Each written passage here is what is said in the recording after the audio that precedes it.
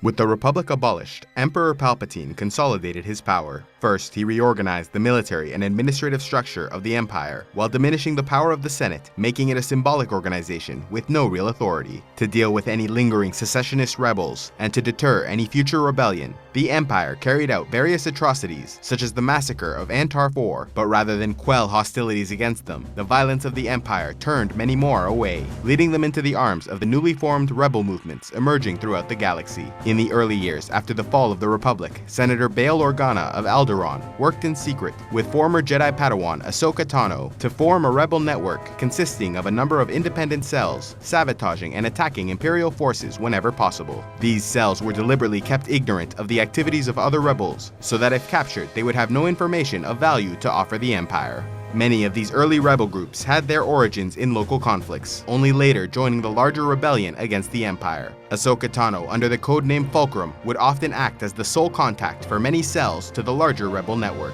One of the best-known early resistance fighters was the legendary Cham Syndulla, who led the Free Ryloth movement, working for years to liberate the Twi'lek homeworld, first from Separatist control, and then Imperial control. Cham's efforts culminated in an assassination attempt against the Emperor himself, who had been purposely stranded on Ryloth alongside his apprentice Darth Vader. Though the attempt on Palpatine's life failed, the event forced Cham to leave Ryloth and join the larger rebel movement in the galaxy. Many years later, his daughter, Hera Syndulla, would continue her father's legacy, joining the rebel network and even recruiting former Jedi Padawan Caleb Dume, known as Kanan Jarrus, into the rebellion. On Alderaan, Bail Organa continued to feign loyalty to the Empire, raising his adopted daughter, Princess Leia Organa, once Leia Skywalker, as a rebel, teaching her of the Jedi and Galactic Republic. Meanwhile, on Tatooine, Luke Skywalker worked as a moisture farmer with his Uncle Owen and Aunt Beru. Jedi Master Obi-Wan Kenobi also stayed on Tatooine, watching Luke from afar and protecting him from danger.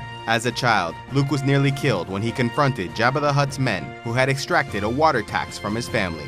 Although Luke was injured, he was saved by Obi-Wan, known only to Luke as Crazy Old Ben Kenobi. 5 years before the Battle of Yavin, a young Force-sensitive named Ezra Bridger joined a rebel cell operating on his home world of Lothal. The Spectres, as they were known, were led by Cham Syndulla's daughter, Hera Syndulla, and former Jedi Padawan Kanan Jarrus. Kanan, who after surviving Order 66, abandoned the ways of the Jedi, sensed the strong Force presence within the boy, and chose to return to the ways of the Force, taking on Ezra as his Jedi apprentice. 4 years before the Battle of Yavin, as the Spectre crew carried out various missions on behalf of the Rebel Network, Ezra began his Jedi trials, acquiring a Kyber crystal in an abandoned Jedi temple on Lothal, and using it to craft his lightsaber. The Spectre cell then decided to use the main communications tower on Lothal to broadcast a message across the holonet, calling for the galaxy to rise in rebellion against the Empire. Though their mission was successful, Kanan Jarrus was captured and taken aboard Grand Moff Tarkin's ship, the Sovereign, where he was tortured by the Grand Inquisitor. Inquisitors were dark side Force users, trained by the Sith Lord apprentice Darth Vader and armed with dual-bladed red lightsabers.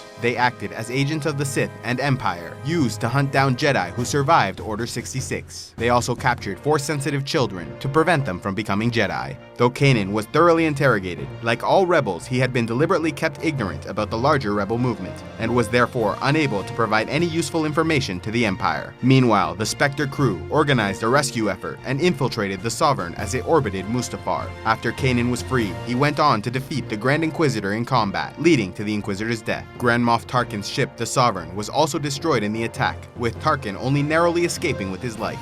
For years, the rebellion endured, growing and expanding beyond the independent cells of their past. Eventually, the organization grew into the Alliance to Restore the Republic, a more formal rebel movement, headed by Bail Organa and Mon Mothma, a former senator of Chandrila and longtime supporter of the rebellion. As their military forces grew, so did their intelligence and spy networks. In the year of the Battle of Yavin, Alliance agents discovered the location of a secret Imperial military installation, where Grand Moff Tarkin oversaw the construction of a colossal superweapon that would come to be known as the Death Star. Committed to the destruction of the weapon, the Alliance managed to steal the design specifications of the Death Star, entrusting them to Princess Leia of Alderaan, who would attempt to bring the plans to the rebel leadership. When Darth Vader learned of the theft, he tracked down the senator, capturing her and demanding she surrender the plans and name the location of the rebellion's base of operations. Yet Princess Leia no longer had the schematics, as she had hidden them within her astromech droid, R2-D2, and sent him on an escape pod to the planet of Tatooine. On a mission to find Obi-Wan Kenobi and enlist his aid in taking the information to the rebels. While on Tatooine, R2-D2 encountered Luke Skywalker, who took the droid home to his family's moisture farm. But it was not long before Imperial forces tracked the droid to Tatooine, destroying Luke's home, killing his aunt and uncle.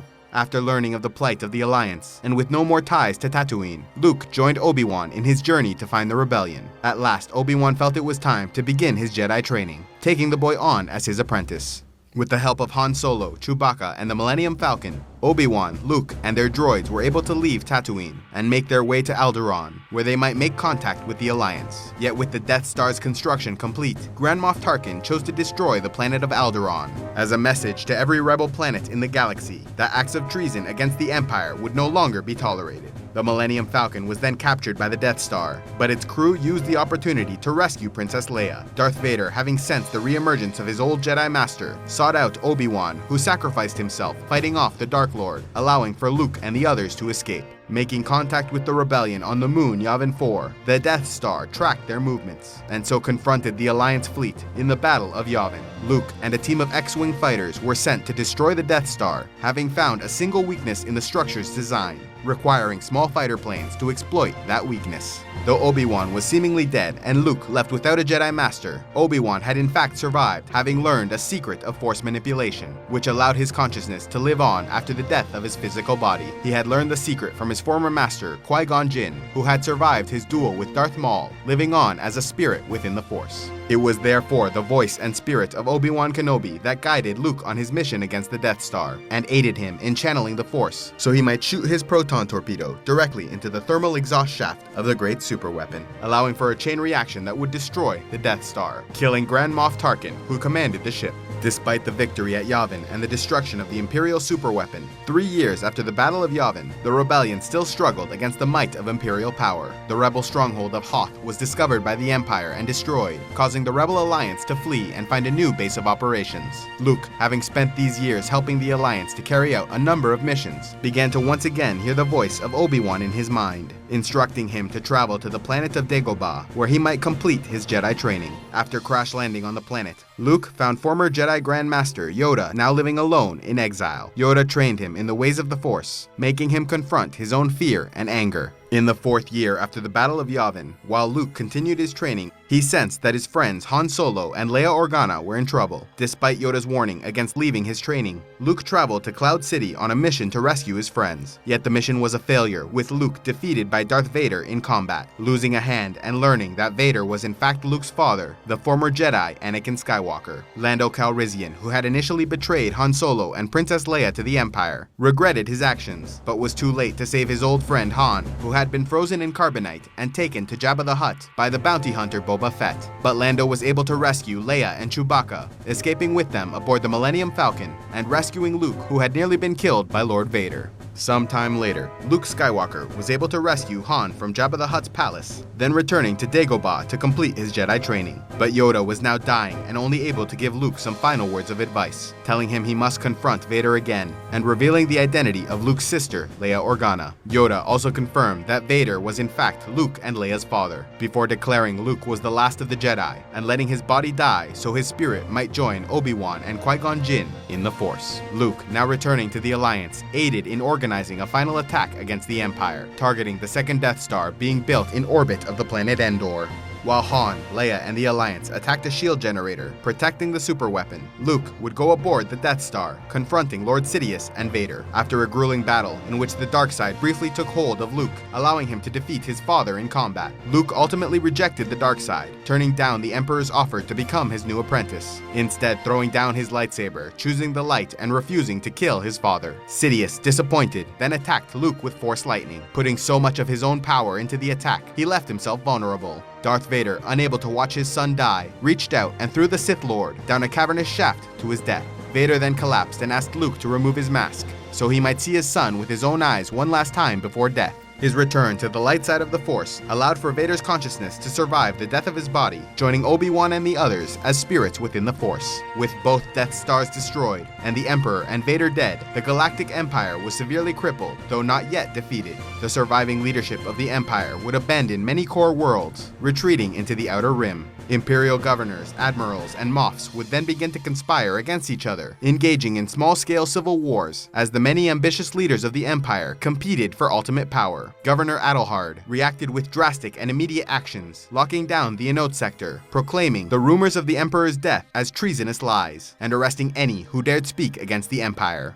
The blockade lasted for many months, forcing the local population into the black market for food and supplies. Eventually, a group of gangsters, bounty hunters, mercenaries, and civilians joined together to form a rebel movement against the iron-fisted governor, engaging against elite purge troopers used by Adelhard to keep the population subdued. The rebel alliance would dissolve, becoming a new Galactic Republic, complete with Galactic Senate. Though unable to get past the iron blockade of the Enote sector, the new Republic would fill the power vacuum now left on many other worlds, including many of the more modern and industrialized planets of the Galactic Core. Former Senator and rebel leader Mon Mothma would be elected as first Chancellor of the new Republic, establishing the capital on Chandrila, her homeworld. Luke Skywalker, last of the Jedi, was now responsible for the fate of the Jedi Order, and so began training a new generation of Force sensitives.